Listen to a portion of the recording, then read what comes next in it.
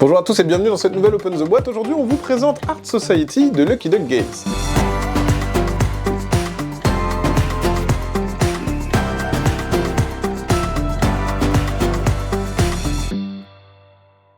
Art Society, c'est un jeu de Mitch Wallace. C'est un jeu où on va acheter des œuvres d'art et les agencer sur notre mur pour avoir la plus belle cohérence artistique possible, pour gagner des points de prestige. Et aussi, on va voir qu'en fonction des œuvres qu'on a récupérées, il y a des œuvres qui valent plus de points que d'autres, parce que ça va être les plus boudées, les plus rares, elles vont gagner en valeur. C'est pour 2 à 4 joueurs-joueuses, 30 à 60 minutes la partie, en fonction du nombre de personnes, et c'est à partir de 10 ans. Ça fait grosse boîte comme ça, mais c'est un jeu qui est plutôt familial, plus. On est entre le familial et l'initié, c'est vraiment pas très dur. Le principe, c'est un jeu d'enchères, où on va enchérir sur des tableaux, pour choisir qui va prendre quel tableau en premier ou en première.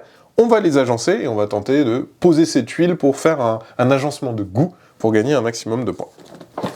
Alors, déjà la boîte, on le voit, mais il y a un double layer. Ah oui, c'est hyper beau. Mais au début, en ouvrant, je pensais qu'on allait avoir la couverture en dessous, mais en fait, non, c'est vraiment la boîte qui est comme ça. C'est vraiment très très joli. Et c'est aussi que des œuvres détournées, on l'a vu un peu sur la couve, on va le revoir un petit peu après, mais c'est que des œuvres détournées, donc si vous les connaissez, en plus, il y a ce petit truc un peu rigolo, quoi. Il y a 2 livres de règles, en polonais et en français, pardon. Donc ça vous explique les règles, et on voit qu'il y a beaucoup d'illustrations, et c'est 2 pages de règles. C'est vraiment tout simple, de toute façon je vais vous expliquer, ça s'apprend très très vite.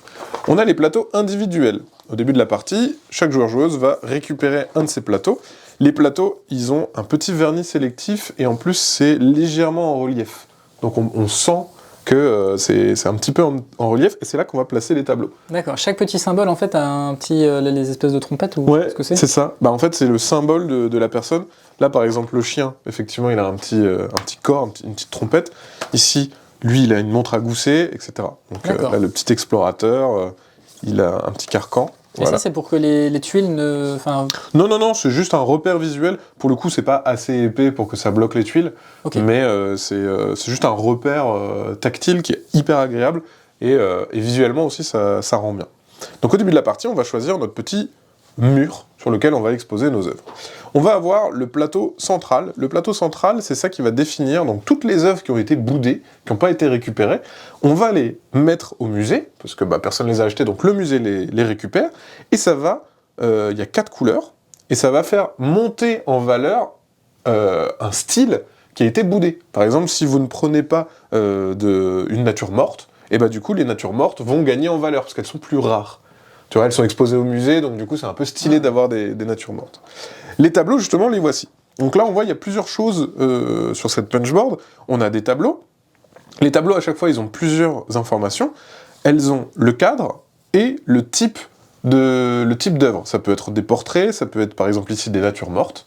Et en fait, ça va être l'agencement que vous allez faire sur votre mur. C'est ça qui va vous rapporter des points. Le but, c'est de ne pas avoir 2 mêmes catégories côte à côte. Faut diversifier les goûts, voilà, faut que ça change. Donc à côté d'un portrait, vous allez essayer de coller des tableaux qui ne sont pas des portraits, et plus tard vous pourrez en remettre, etc. Sinon c'est des fautes de goût. Voilà, oui, évidemment. Il faut se diversifier pour que ça soit un peu plus stylé. Ah, il y a des tableaux de toutes les tailles. Il y a des tableaux de toutes les tailles, et on voit aussi, donc il y a 2 infos, comme je vous le disais, ici, là, elles ont toutes le même cadre. Et ça va vous rapporter des objets bonus. Si vous agencez des cadres identiques côte à côte, harmonisation des cadres, c'est joli, vous allez pouvoir prendre en bonus des petits objets de décoration. Donc ça, c'est pas des œuvres, après on peut en parler, c'est des petites décos, comme leur nom l'indique, elles sont petites, donc vous allez pouvoir les caler dans les petits trous que vous n'avez pas réussi à remplir. Vous allez avoir aussi des formes un petit peu étonnantes, qui n'existent pas en tableau. Et là, on a par exemple un joli lot d'assiettes, etc. Donc on a vraiment des petits objets qu'on va pouvoir intercaler, et qui vont aussi rapporter des points.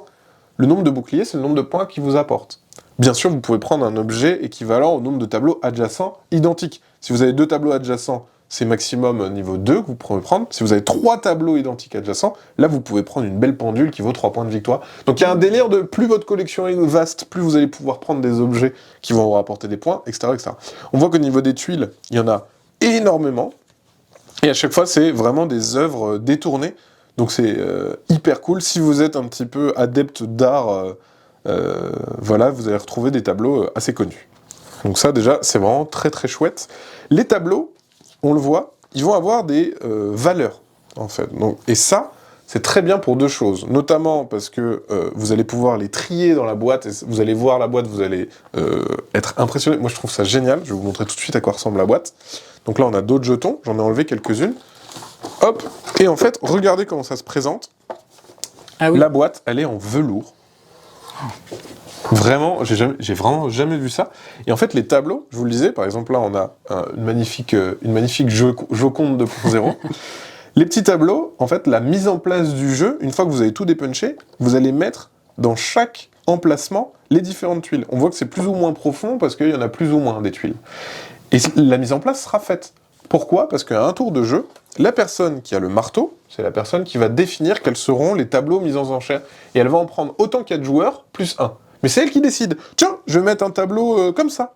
Et puis un tableau comme ça. Et puis un tableau comme ça. Et puis un tableau comme ça. Donc si par exemple on joue à 2, je prendrai 3 tableaux, comme ça, que je disposerai. Et ensuite on les retourne. Et les tableaux, on ne sait pas à l'avance quels seront les tableaux qu'on a piochés. Donc on ne connaît pas le cadre. On ne connaît pas non plus le type, si c'est un portrait, etc. Et on ne connaît pas encore ce qu'on va... Ouais, on connaît juste la forme, en fait. Voilà. Et c'est ça qui est très drôle, c'est qu'après, on va faire une mise aux enchères. Donc la mise aux enchères, comment elle se passe ? C'est très simple, ça se fait avec les cartes juste ici. Chaque joueur, joueuse, va avoir, hop, un lot de cartes qui va de 1 à 20. Et tout simplement, une fois que les tableaux ont été révélés, on va secrètement prendre une de nos cartes qu'on va jouer face cachée, on révèle simultanément, et la personne qui a posé la carte de plus haute valeur choisit en premier, puis la deuxième, puis la troisième, etc., etc. En cas d'égalité, on va regarder la carte qu'on a jouée précédemment. Celui qui a mis le plus élevé joue, etc., etc. Donc plus vous avez été dépensier, plus vous avez de chance, en cas d'égalité aussi, de commencer. Ça, c'est les cartes de départ. C'est pour créer justement une asymétrie dès le début de la partie. On joue à 4, chacun va en avoir une, ça va définir votre mise de départ, et comme ça, en cas d'égalité, on aura toujours au moins une carte différente. Okay. Voilà. Donc ça, c'est vraiment les cartes qu'on va distribuer au départ. Donc ça c'est les lots d'enchères. Bien évidemment, quand on dépense notre carte numéro 20, ben on l'aura plus. Donc après, on sait qu'on n'a plus la 20, etc., etc. Donc c'est vraiment un jeu après d'enchères de à quel moment on va jouer les cartes.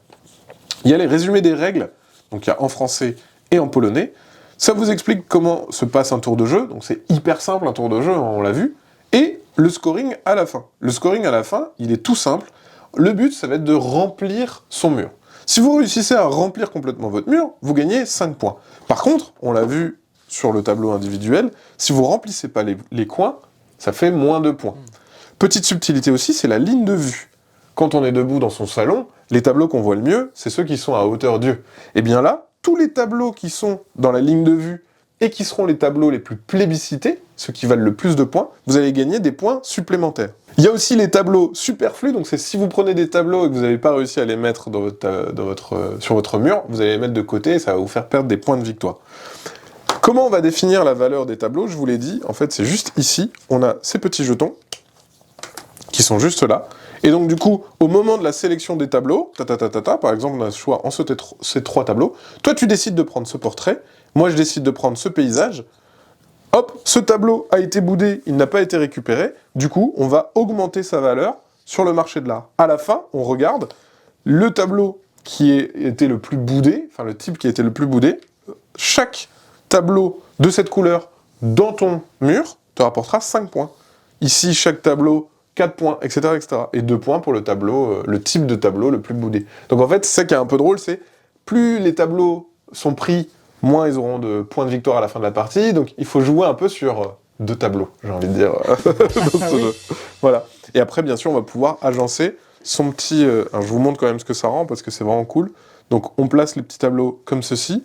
Et la règle de pose, elle est très simple, il faut juste poser des tableaux adjacents à des tableaux déjà posés. On n'a pas le droit, de tricher en posant un tableau autre part au début. Il faut toujours qu'il soit adjacent et dans le bon sens. Et petit à petit, voilà, on va poser nos petits tableaux. Et ça va créer... un petit côté Tetris, quoi. Ah ouais, ça va créer comme ça une petite... Enfin, c'est vraiment joli ce que ça rend en termes de disposition. On a à la fin vraiment notre mur à nous avec tous les tableaux... Voilà, donc c'est comme ça que se passe une partie de Art Society. Voilà, c'est une présentation de Art Society, et bien sûr, comme d'habitude, on vous fait des gros bisous, on vous dit à la prochaine, et vous allez voir, vous allez adorer jouer sur plusieurs tableaux.